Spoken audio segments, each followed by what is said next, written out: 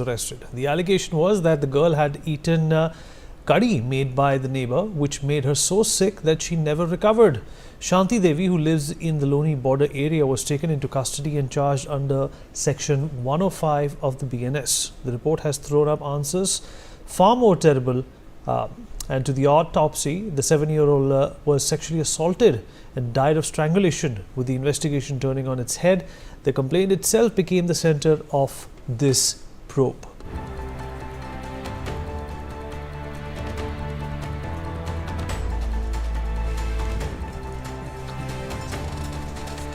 Well, the family had alleged food poisoning, but the truth was completely different from what the autopsy pointed towards.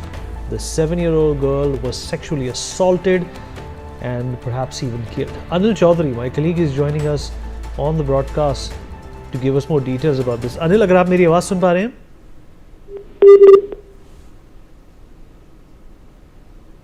करने वाली घटना है, वाकई ही रिश्तों को शर्मसार करने वाली घटना है। और इसमें मैं आपको बता दूं, ये 12 मार्च की रात को ही पुलिस को इसकी सूचना दी गई थी, जिसमें ये कहा गया था कि एक पिता द्वारा बच्चों को एडमिट कराया गया है और एक बच्ची की हालत जो है वो नाजुक बनी हुई थी। और बच्ची का इलाज जैसे ही चला तो बच्ची को मृत घोषित कर दिया गया।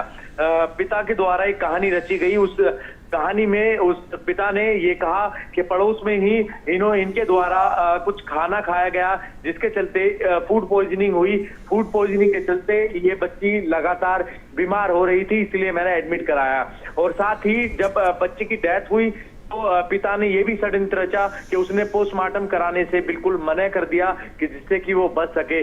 पर पुलिस को इस बात का शक हुआ तो पुलिस द्वारा बच्ची का पोस्टमार्टम कराया गया। तो जैसे ही पोस्टमार्टम का खुलासा हुआ, उसकी रिपोर्ट जब सामने आई तो उसमें ये चीजें सामने आई, जिसमें कि बच्ची का गला दबाकर हत्या की गई और उससे पहले उसके साथ में दुष्कर्म किया गया। तो ये तमाम ऐसी बातें सामने आई हैं जो रिश्तों को बेहद शर्मसार करती हैं। और वाकई ही जब पुलिस ने इस पूरे मामले का खुलासा करते हुए जो आरोपी पिता है वो भी फरार था, उसको लेकर टीम गठित की गई और इसकी गिरफ्तार करने के बाद में अब इसको जेल भेजने की तैयारी भी अब चल रही है। जी अनिल, ये भी बताइए कि पुलिस को किस वजह से शक हुआ कि इस घटना का या फिर इस गुनाह का किसी और एंगल से भी इन्वेस्टिगेशन करना चाहिए?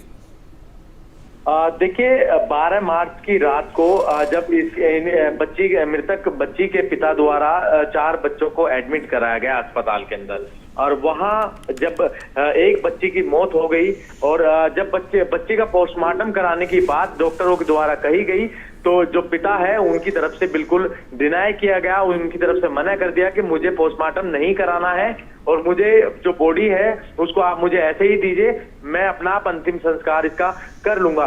पर पुलिस जब इस तरीके की नेचुरल चीजें नहीं हुई तो पुलिस को शक हुआ, क्योंकि डॉक्टर ने कुछ ऐसी चीजें पुलिस को बताई थी जिससे शक पैदा हुआ। और फिर इस बच्ची का पोस्टमार्टम कराया गया। पोस्टमार्टम में जब रिपोर्ट सामने आई, जो विशेषज्ञ हैं पोस्टमार्टम के, उनके द्वारा डॉक्टर्स के द्वारा ये बताया गया कि बच्ची का पहले रेप किया गया और फिर बचने के लिए, जिससे कि बच्ची किसी के